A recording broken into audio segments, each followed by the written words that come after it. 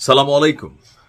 বিএনপির নেতাকর্মীরা সবাই আলহামদুলিল্লাহ বলছেন, আর সাথে আওয়ামী লীগের তারাও আলহামদুলিল্লাহ বলছে।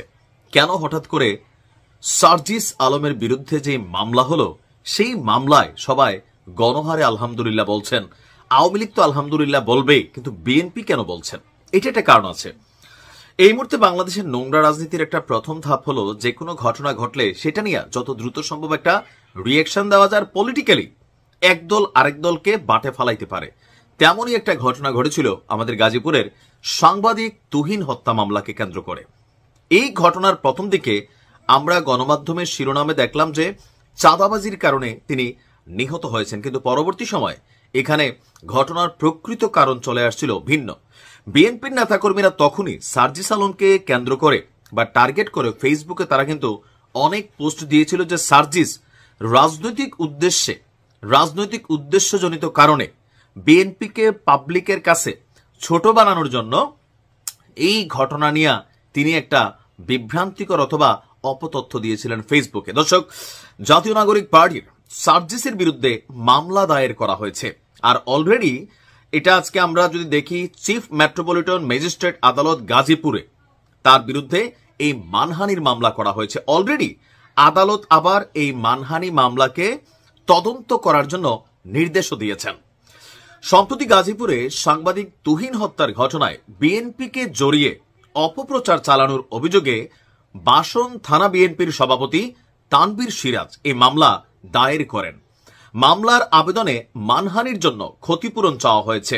বাদীর দাবি, অপরাধী চক্রের ভিডিও ধারণ করায় সাংবাদিক তুহিনকে নির্মমভাবে হত্যা করা হয়েছে, কিন্তু এনসিপি নেতা সার্জিস আলম না জেনেই ফেসবুকে এই ঘটনায় বিএনপিকে জড়িয়ে নানান অপপ্রচার চালিয়েছেন, যা দলটির ভাবমূর্তি নষ্ট করেছে।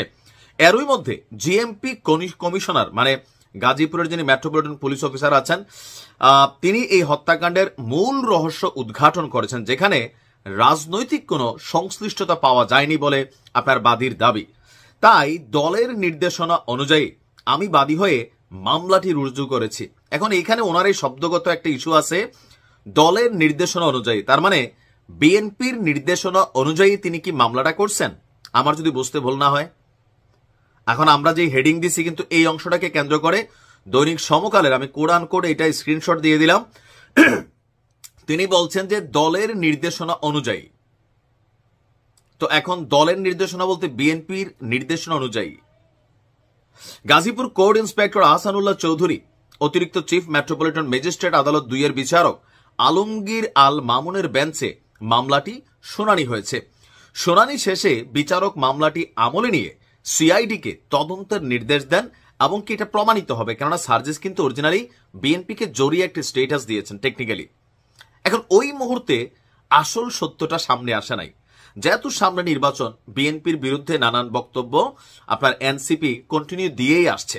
তো সেই জায়গায় এটা যেহেতু একটা ভাইরাল ইস্যু ছিল, স্বাভাবিকভাবে চাঁদাবাজির ঘটনায় বিএনপিকে মেনশন করা বা টার্গেট করা সার্জিস কিন্তু বক্তব্য দিচ্ছে, এটা তার ফেসবুক পোস্টে আছে। সেই জায়গা থেকে অতি তাড়াহুড়ার মধ্যে এই কাজটা করছে, কিন্তু পরবর্তী সময় সারা বাংলাদেশের মানুষ আমরা দেখছি যে হত্যাকাণ্ডটার মূল মোটিভটা অন্য কিছু ছিল। সার্জিসের দুর্দিন কি শুরু হয়ে গেল? ভালো থাকুন। আসসালামু আলাইকুম।